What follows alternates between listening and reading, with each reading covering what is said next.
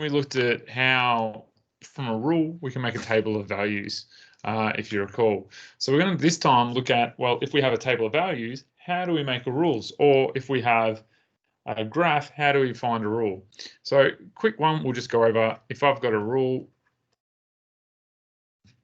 one thing you'll notice is that we have our y values, then we have our x values, and our x values, and we substitute in, I did that wrong way. We substitute in our x values and it tells us what our y is going to be typically. So normally we sort of start around -3. You'll be told what values to start at. And you just substitute those in and you'll get your value for those. So if I substitute in -3, 3 lots of -3 is -9 plus 2 is -7. 2 lots of -3 is -6 plus 2 is going to be -4. 1 lot of -3 is -3 plus 2 is -1. 0 lots of -3 is 0, so it's just left with 2. 1 lot of 3, I should say, sorry, -1 lot of 3.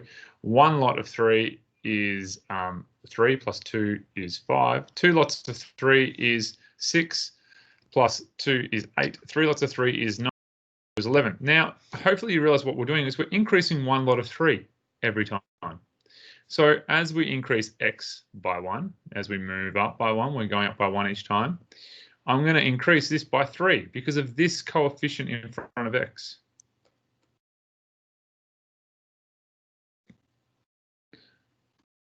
Now, I know that if I jumped, for example, up to 5, well, here I've now jumped 2.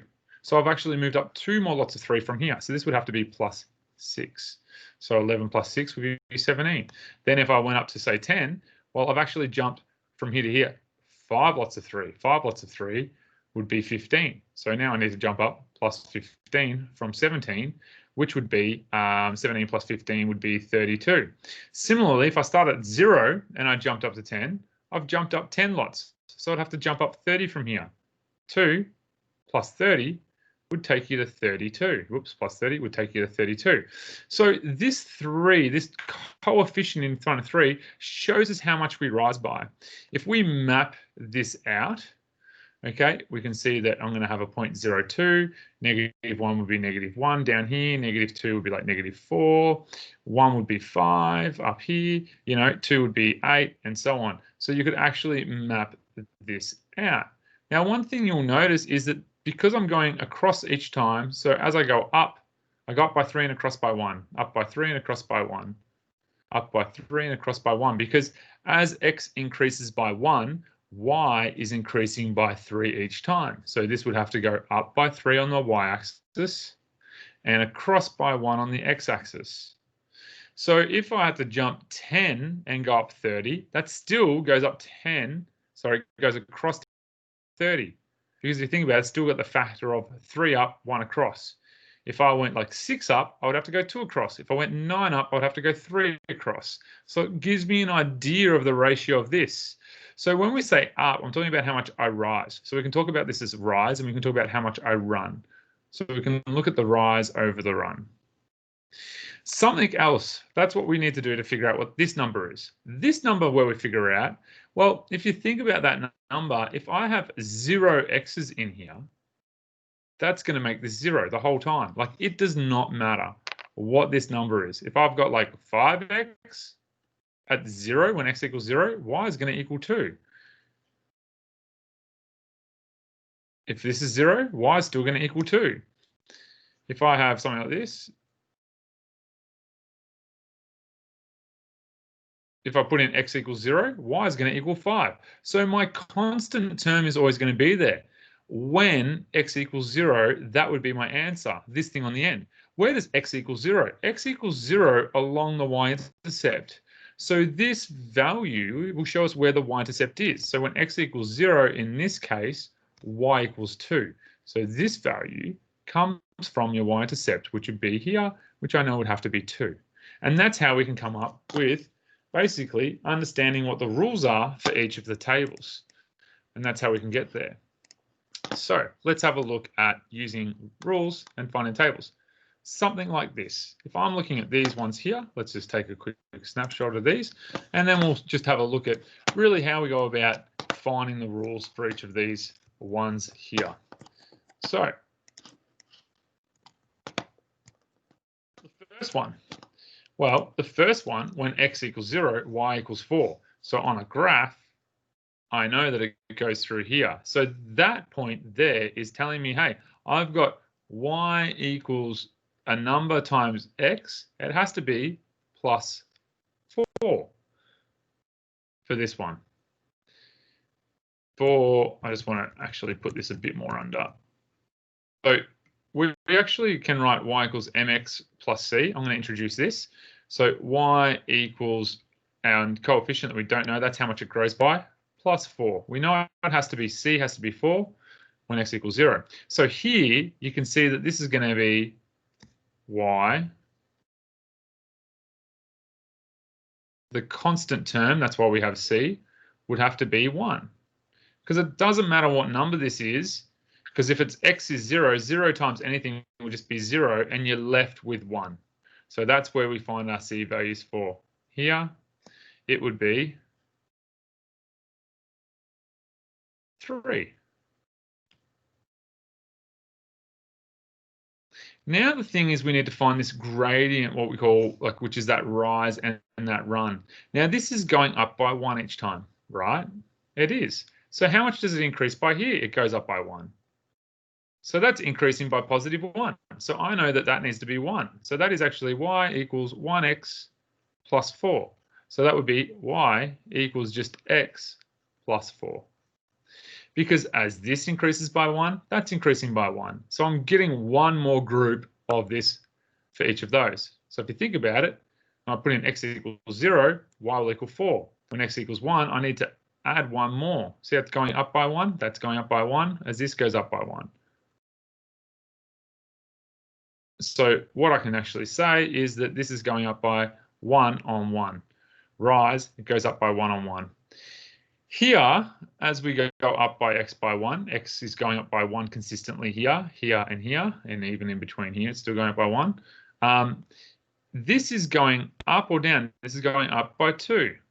2, 2, 2. So the m value needs to be 2. So it's going to be y equals 2x plus 1. And you can check if you got it right. Put in 0, 1.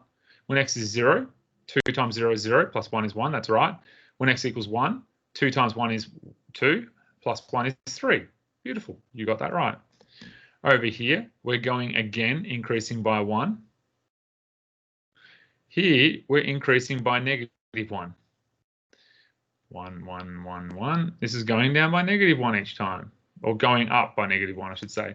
So that is going to be y equals negative 1x plus 3, and we just don't write negative 1, so I'm going to write y equals negative x plus 3. And that's how we get our equations of our table of values, basically, there. So we're looking at, doing these table of values. You've got to look at how much that increases by, and that's where we can get our values from, and that's why that will give you the equations of where they are. Some things that you may find a little tricky, though. It doesn't always go up by beautiful, nice numbers, these table of values. They could be a little bit different. You might find that they don't always jump up by 1, but we can actually figure those out. Now, I could give you a table of values. I could give you coordinates. So I might show you what happens if we give you coordinates on here as well. So if I give you guys coordinates, we'll just have a quick look at this one, which is exactly the same thing as a table of values, but it just looks a bit different. So if I say, hey, a line goes through all these, it's really like saying, this is really the same thing as saying, hey, don't forget, this is my x coordinate, and then y coordinate, that's my x and y. So it's really like saying this. It goes through negative 3, negative 7, negative 2, negative 6, negative 1, negative 5. 0, 4. So again, this tells me y coordinate plus 4 is it increases 1 each time. We're going up by 1.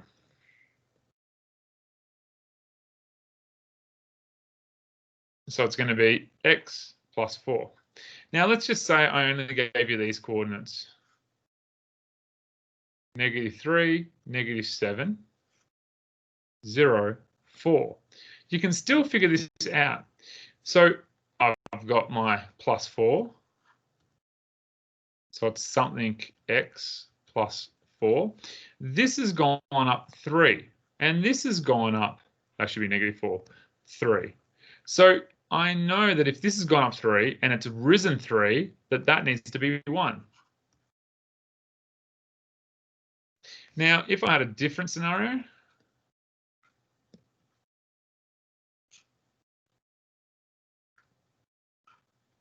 and say this was 0 and this was negative 1, this equation would be, I know it's minus 1 because that's the y-intercept when x equals 0. That number is just always on the end of y. That's where I'm getting it from. This time I've got to figure out what it is. Now I know this has gone up 3, but this has gone up 6. So it's gone up 6 for 3 across. So therefore, it's actually increasing 2 here for every 1. So the way I can write this is I can go y equals 6 on 3x minus 1. 6 on 3x is just 2. So really what you can do is you can actually write the value of m is really the change in y. So it's how much change in y. And we're going to talk about the change in y over the change in x. So that's what we're really doing. We're just talking about the change in y over the change in x. So in this case, y changed 6, x changed 3. Over here, we can look at this one. Y changed 1, x changed 1. So it's 1 on 1. Here, y changed 3. Sorry, x changed 3. So it's 1. I mean, even if you just jump from here to here, okay, y has gone up 2, x has gone up 2, and you can figure that out. If we go back to the previous ones and you look at the value of m for this one, y has changed 2, x has changed 1. I mean, if you jump from any of these, you'll find you'll still get to a value of 2. If I go from here to here, y has changed, it's gone up 6. From here to here, y has gone up 3. 6 on 3, change in y and change in x, is 2. So that's how you can get your value of m as well. So m equals change in y on change in x. When I say change, I'm talking about the change of value, right? If you want to. So that's how you can find what m is. And c equals your y-intercept, which has coordinate of when x is 0, whatever this number is here would be your value. Okay, so that's your value of c. So when x equals 0. When x equals 0, y value will be the c. So lastly, I'm just going to show you one more question that can come up that's slightly different as well, but it's the same principle. So if you've got a graph that's given to you, if I look at this, I can see that this graph has a value. Let's just quickly take a couple of snapshots of these ones actually, because I prefer to do that, so I can annotate over them. And this is where I'll leave you on this very last one. So it's the same thing. The coordinates, the principle's the same. It's just where are the coordinates hidden. So on this first one, well, I know that when I have an equation and I want to write the rule, this is the change in y over the change in x, and this is wherever my y-intercept is. Well, my y-intercept occurs here, so it's going to have to be 1. So that 1 is going to be where c is. The value of m is the change in x over the change in y. Change in y over the change in x. From here to here, that goes up 1 and across 1. I mean, I could look at from this point to that point. This point goes up 1, 2, 3, and this goes across 1, 2, 3. Change in y over change in x. 3 on 3 is just 1. And we don't write 1, so I'm just going to write that. This one here, if I look at the change of between any points, it doesn't really matter. I've gone up 1, 2, 3, 4, 5, 6. And I've gone across 1, 2, 3. Change in y over the change in x is 2. And my y-intercept, -2. I mean, you could have gone from here to here. The change has gone up by 4, gone across by 2. Here it's gone up by 2, across by 1. So notice, you know, they've all got the same ratio of 2. And that's how we make a rule from coordinates, graphs, or even a table of values. Good luck.